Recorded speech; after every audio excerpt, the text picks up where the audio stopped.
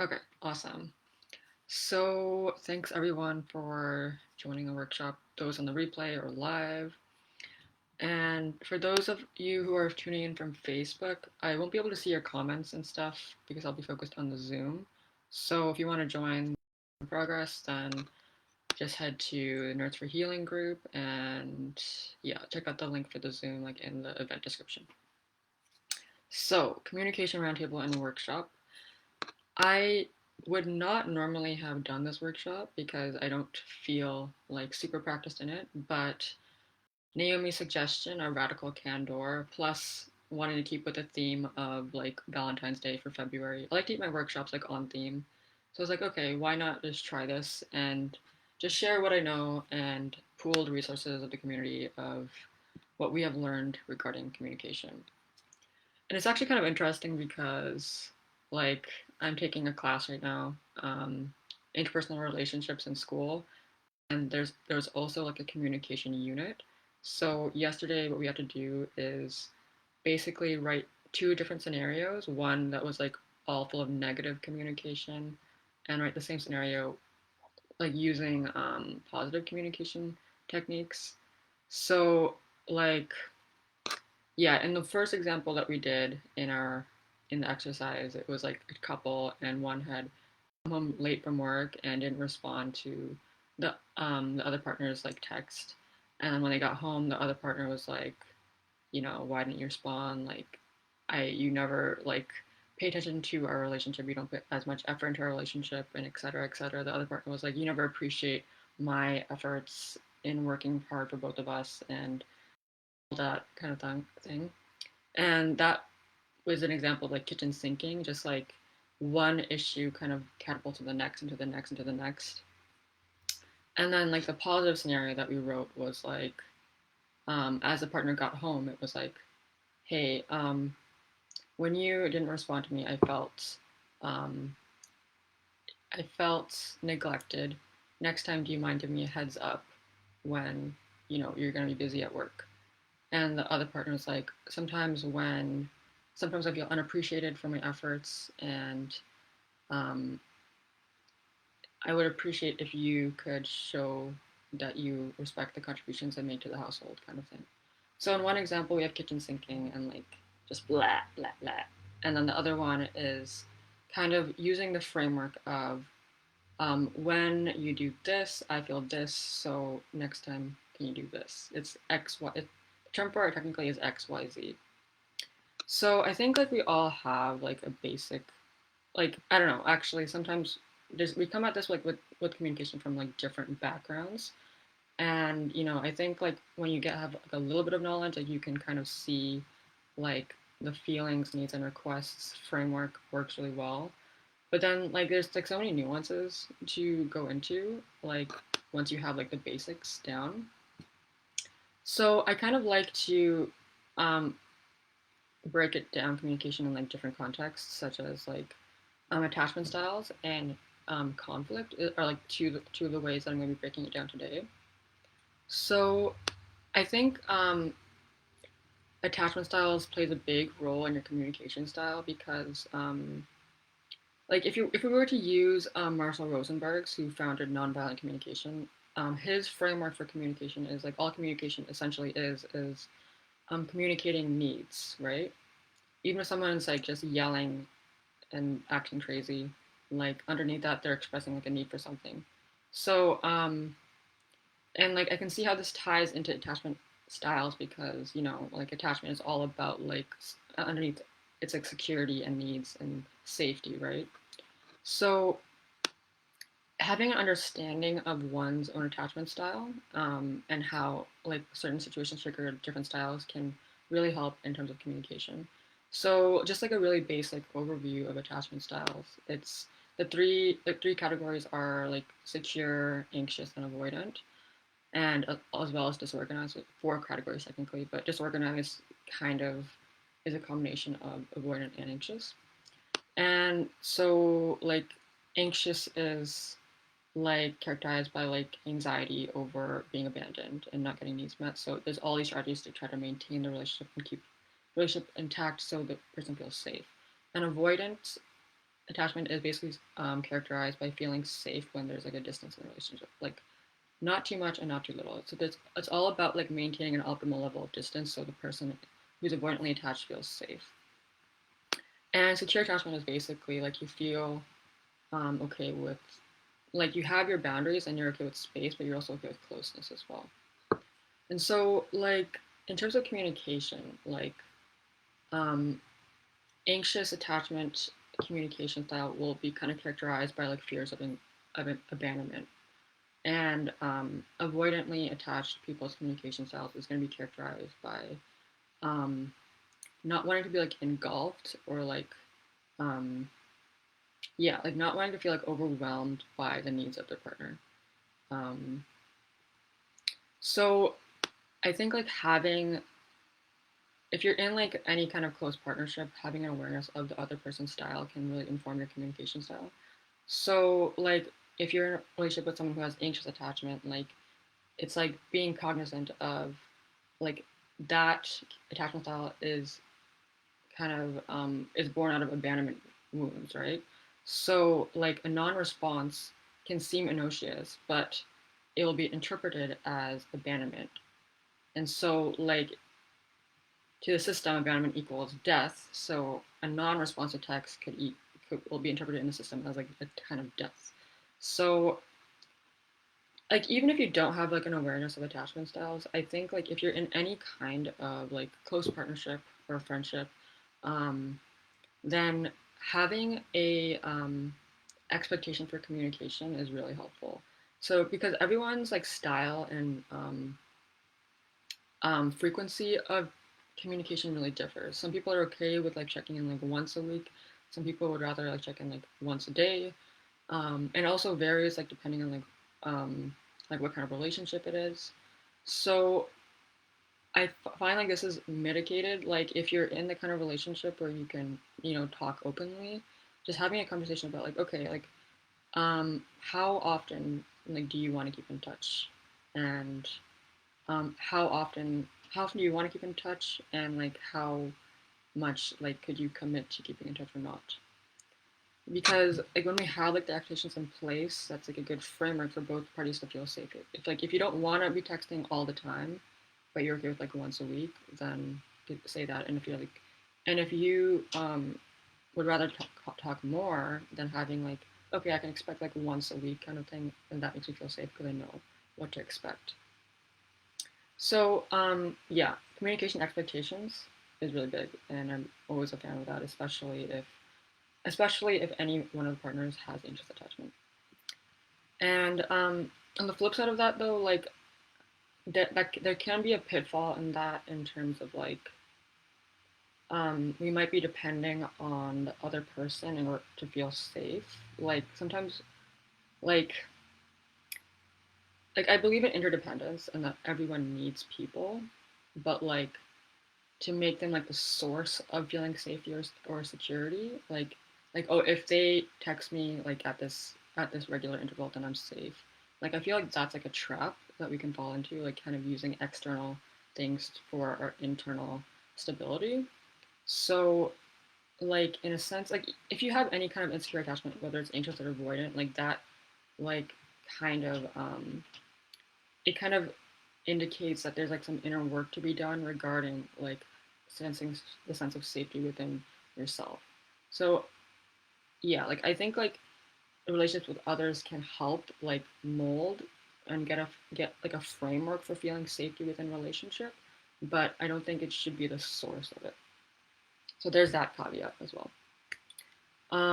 So yeah, some specific things you can do, like so sometimes like when you get like a big text message and you like you're busy, for example, um like I used to just like not respond if I was like, too busy, but lately I've been not lately but like I learned to adapt it of just saying like hey I can't respond to this right now, but I can respond to it like within a week or etc. um so yeah, because I think like sometimes it can like especially um with like COVID and just like life in general, like sometimes we can feel like really overwhelmed, and like another text message and like this feeling that we have to respond like it just gets easier to put it off indefinitely, and we just don't want to deal with it. But like maintaining the connection and being cognizant of the connection between you and the other person, like just putting a little bit of mindfulness and being like, hey, like I've seen this and I will respond when I get a chance to, can go a long way. Um, yeah, and another thing is like sometimes like when you do have a habit of like, okay, so this is kind of going into like the next subject, which is like conflict. Um, I think learning about communication, um, it goes like we don't want to learn about communication unless we've had issues with it in the past, right? And most of the times it's like regarding conflict. So there's a lot of like best practices and strategies to make, because like conflict isn't a bad thing in itself, but it's just like how we deal with it, right? And like the status quo of conflict is just like never addressing it, letting it fester and resentment build until like you blow up. Like that's just like the status quo. And there's so much things wrong with the status quo, so we're gonna be conscious of working with conflicts. So I'm gonna drink some water and we'll move on to that topic.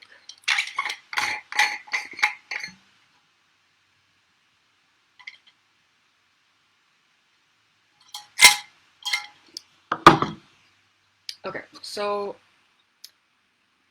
the example that I talked about in the beginning of like scenario 1 and 2 of the couple, one of them did like the kitchen sink, like, oh, you never did this, you always do this, like, and you never appreciate me, and like one issue is just kind of like snowballs into the next issue, and then and like contrasting that with using like the XYZ statement of like when for example, don't let me know that you're gonna be busy at work. I feel neglected.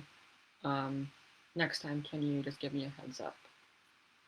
And so I think like the really big thing with conflict is knowing what's on your lane and knowing what's on the other person's lane. So the thing with like XYZ and like I statements is like, yeah, it's just like owning like what's on your end, right? So when I think that's why like it's discouraged to say like you do this or you do that, because it's like it's not, you're not staying within your own lane in that fashion, and it also makes the other person feel attacked. So yeah. So like in NBC style is basically like it's like observation, like I observe you doing this and it makes me feel like this, and so my request to you is this, right? And sometimes like when we feel so angry, like we can have like a lot of different responses. Like if you can recognize that you're not gonna be like good at NBC and you're gonna be like verbally attacking people when you're like angry, you can be like, hey, I'm not in the mind frame to engage meaningfully with this right now, so I'm just gonna take some space and we can like touch base in like however long for you to cool down.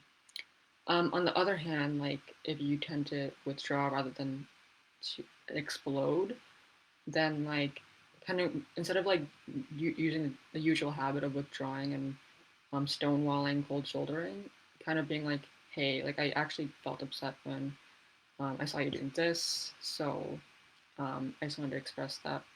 That can go a long way, and because it's like withdrawing is kind of, it's like a connection killing activity, but actually openly stating your feelings is, even if it's like not a positive feeling, is strengthening the connection in a sense. So yeah, I think like there's also like so like I think like when you become more aware of communication, like you make a habit of processing feelings and things as they arise. And yeah, I definitely like to err on processing feelings as they arise rather than letting it build up. But there can be such a thing as like over processing. So like when all you're doing is like processing emotions and feelings and conflicts, I find in my experience that can lead to a strain in relationships as well, because yeah, like processing complex emotions and feelings that are not clear and dry cut, like that takes work, it takes energy, and it can kind of like kill the fun of a relationship. So I do think if you notice yourself like processing all the time, it's good to like have like a balance of like, okay, like I know we have like these ongoing things that we should address, but let's like take some space to like go have fun and like go, I don't know, like whatever you can do during COVID, like let's go for a walk and watch the sky and have a picnic or like whatever. Like being intentional about like just being in the relationship too, rather than always processing it is, I think it's something to keep in mind. Um, yeah. So, oh yeah, another thing with conflict, the different like kind of mediums. I think it makes a difference, like whether you're talking like in person, in text, over the phone, that kind of thing. So I have a practice where like instead, I I avoid like long text conversations like that are about conflict like the plague because I just had so many bad experiences with it. It's so easy to misinterpret what someone's saying and you don't have the tone or the facial expression, and I just find it also kind of disassociated. It's like disembodied, and it's just like all of these like abstract words and like legalistic language, and like I just like to avoid it. And instead, what I'll do is like if I'm not gonna have like an in-person conversation regarding a conflict, I'll just send like a video message.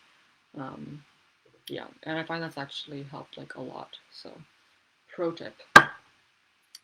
Um, yeah. So we have uh, Jairus here. Do you have any thoughts you'd like to share regarding like communication with like attachment styles or or like conflict?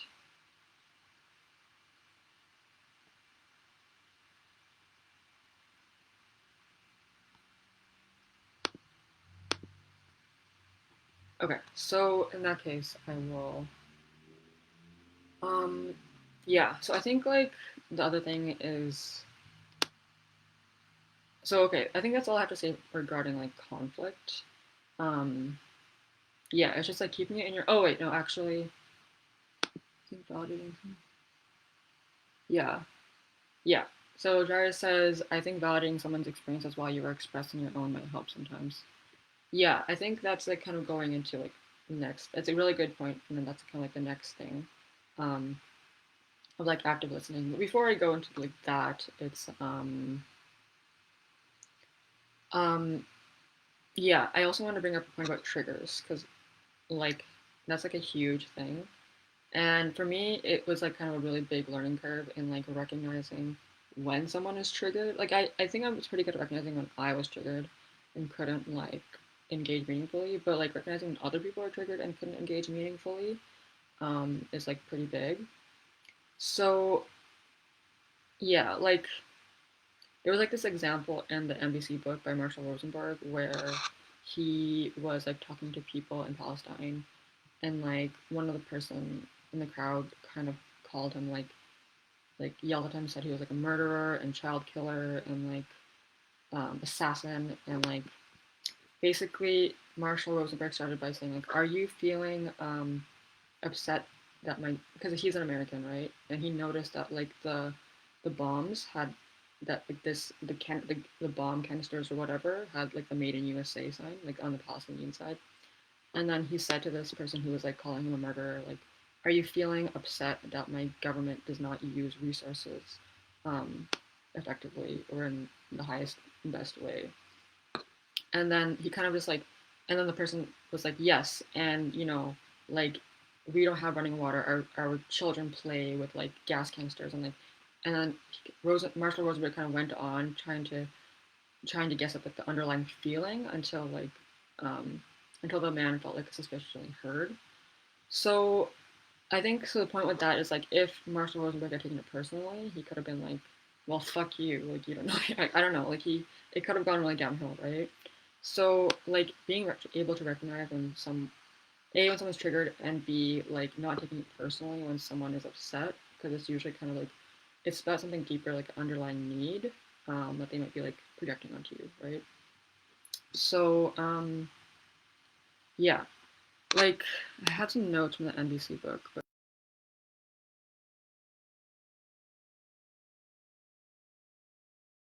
messages we can blame ourselves. So Marshall Rosenberg could have been like, "Oh yes, I am a murderer. Americans suck." Um, we can blame others. So that would have been if he was like, "Fuck you, you don't know me." And then the third option is sensing our own feelings and needs, and the fourth option is sensing others' feelings and needs. So in that example, Marshall Rosenberg sensed the man's feelings and needs, like feeling like being oppressed by American military industrial complex, right? Um, so the framework he's given is when I hear you say for the third option, which is sensing our own feelings and needs, um, it's when I hear you say Americans are murderers, I feel hurt because I need some recognition that not all Americans are murderers or whatever. Like, so it's basically the framework of when I hear you say X, I feel Y, and the request is Z because because I need so X Y Z, right? So it's like observation, feelings, and needs slash requests. And so the fourth option, which is sensing others' feelings and needs, is like kind of trying to guess, and you don't have to get it right, but just like the attempt to understand someone, like that goes a long way. So it's like trying to surmise like their feelings and their needs. So in this example from the book, it's are you feeling hurt because you need more consideration for your preferences, right? So yeah, and so like the request phase of it, it's like because we can express what our needs are, but then it's like, what do we want the other person to do, right? So there's like two sides of this. It's like recognizing other people's needs and recognizing our own needs. So like sometimes like I will get like this really convoluted thing from somebody and I can't make sense of it. But the really an easy way to like cut through that is just like, okay, what do you need in the situation, right? So and yeah, and so like a need leads to a request. And so if we're requesting something of somebody, like the more specific it is like um, the easier it'll be to be met. So instead of being like, I need you to care about our relationship more, that's like really general. You could request, I need, my request is for you to check in with me once, have a check in with each other once a day and ask how we're doing. Yep. So it's like that's much easier to implement than I need you to care for me more, right? Yeah. And so, yeah. Then that kind of covers what I wanted to cover regarding conflict. So now I'm gonna go to the next section, which is like kind of what Jarvis was touching on, which is like kind of active listening, empathy, and validation. So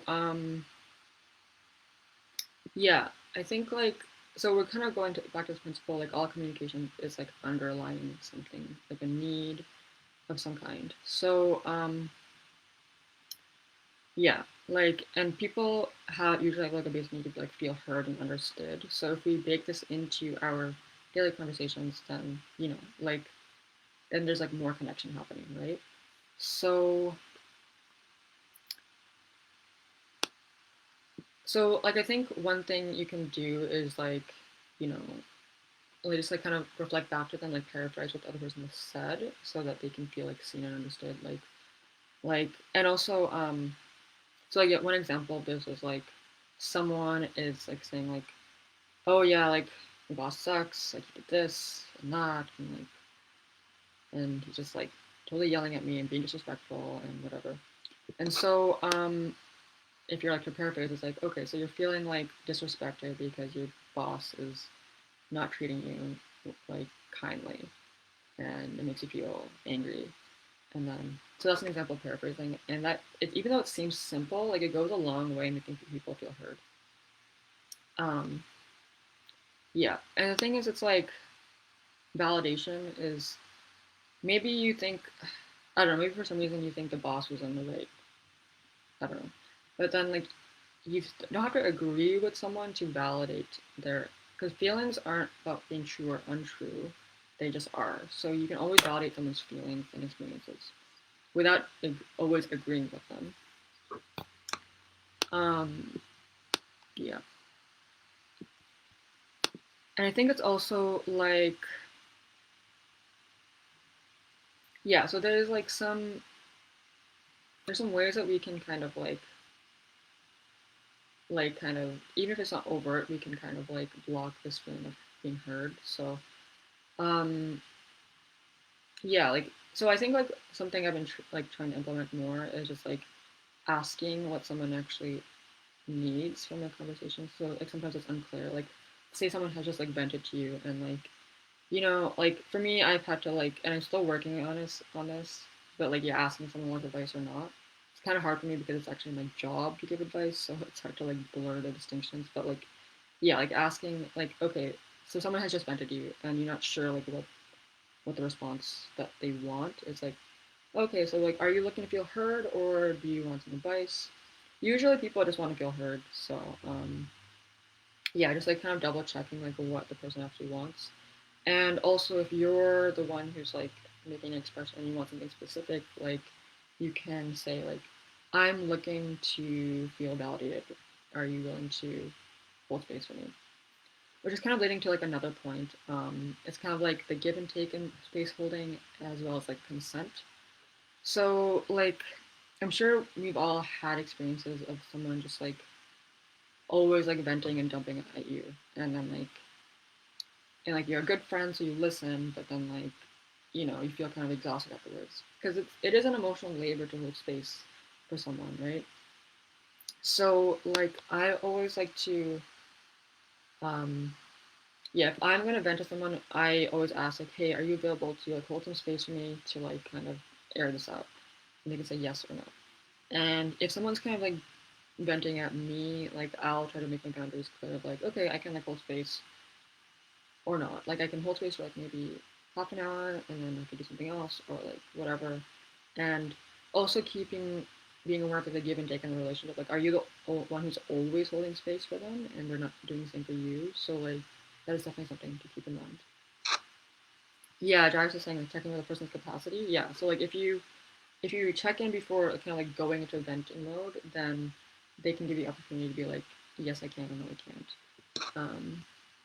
Yeah. Um,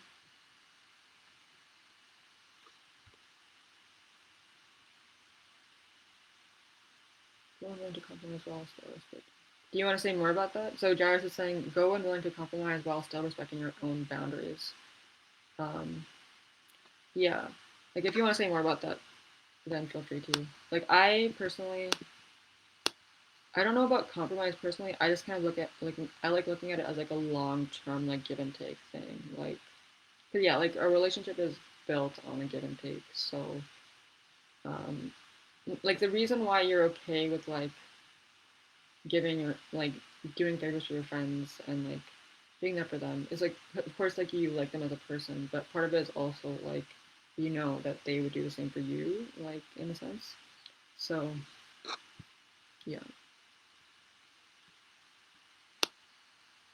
Okay, so another thing to keep in mind is that like it's all of these techniques are.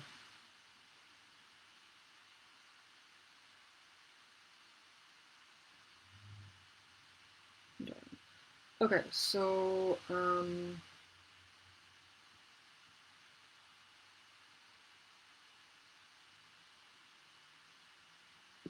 you're also saying if you're in a conflict, be aware if you are going and wanting to rant on them versus having a dialogue.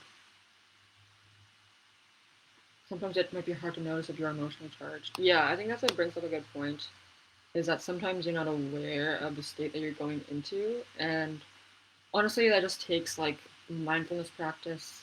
People reflecting back at you, kind of thing. Because yeah, I remember when, yeah, checking in with yourself. Like I remember when I brought up to somebody like, hey, like I'm not.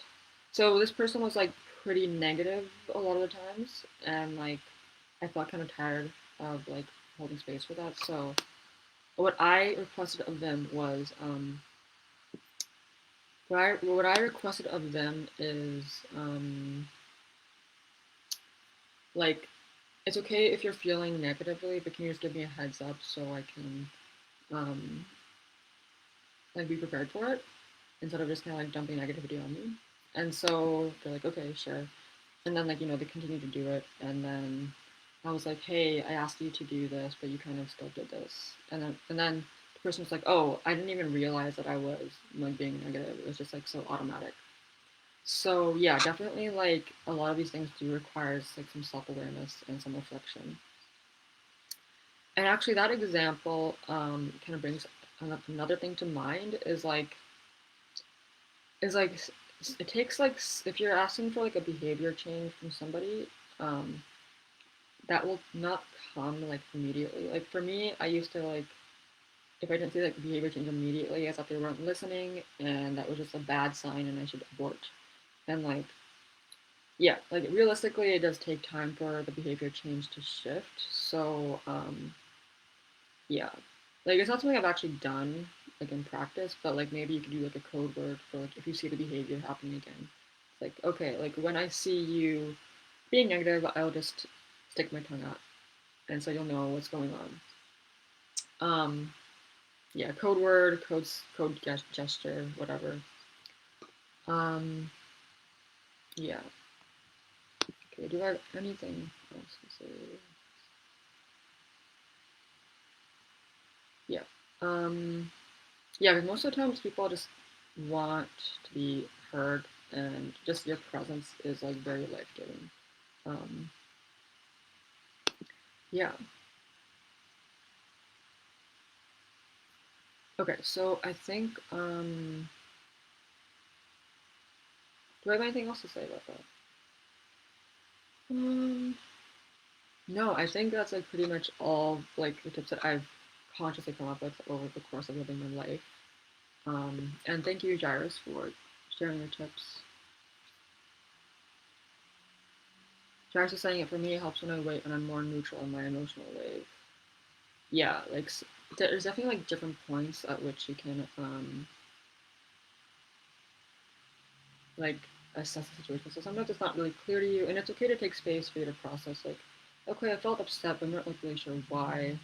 Um, and so just like taking the time to like really sort out your feelings, that's totally okay, and it's good to do. Because yeah, sometimes more clarity. Like if you know you're someone who like that clarity comes with like some time, then yeah, definitely give yourself the time um before like kind of going in with like the communication towards the person, so you understand the, the full extent of the situation and your feelings involved. Yeah. Um. Oh yeah. Before I was gonna wrap up, but did remember another point that I wanted to bring up is that like it's all like context to dependent on the different levels of relationship you have. Being like honest about your feelings, that is a vulnerable thing to do, and not and vulnerability isn't appropriate for every relationship. So like yeah, like if you're annoyed that acquaintance kind of like I don't know says something in a way that's like mildly annoying, like you can tell them that your feelings and communicate in like a non-violent communication way. But also, like, if the level of relationship isn't there, then you don't necessarily have to do that because, yeah, it is a vulnerable thing to really express your feelings and needs. So you can just kind of like be discerning of like in which situation you want to. Like whenever you authentically express honestly what's going on for you, that brings a relationship closer. It's more life giving. Um, so like, but yeah, so it's like it's more risky, but there's more reward versus like if you don't want to be honest and authentic in a relationship, like I'm not saying that's a bad thing, but like it will keep the relationship at a certain level, like kind of not progressing past like that level. Yeah. So yeah, so some resources for you. Obviously reading Nonviolent Communication by Marshall Rosenberg. And I didn't read this book, but Naomi suggested the book Radical Candor, so I'm planning on checking it out. So y'all can check it out too if you would like. Um, And yeah, like there's this interview on YouTube by John Wineland and Kendrick Kunoff who talk about like non-verbal ways of communicating and practicing intimacy.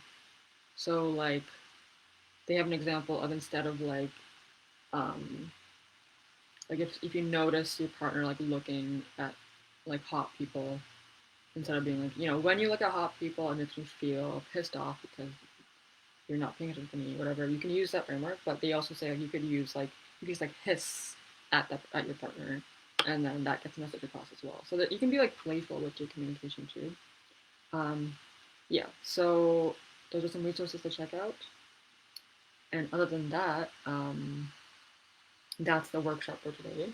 Um, yeah. So in summary, you can look at communication in terms of like attachment styles and communication in terms of like what you do during conflict, and communication in terms of like the regular needs getting met and that everyone's need to be heard and feel seen, and how we express that through our everyday communication. So yeah, this should be the live will be posted on the Facebook groups on the YouTube, and thank you for attending if it was live or on the replay, and I'll catch you at like the next video or the next workshop. Actually, before I do that, Jairus, do you have anything else you want to say or add to it?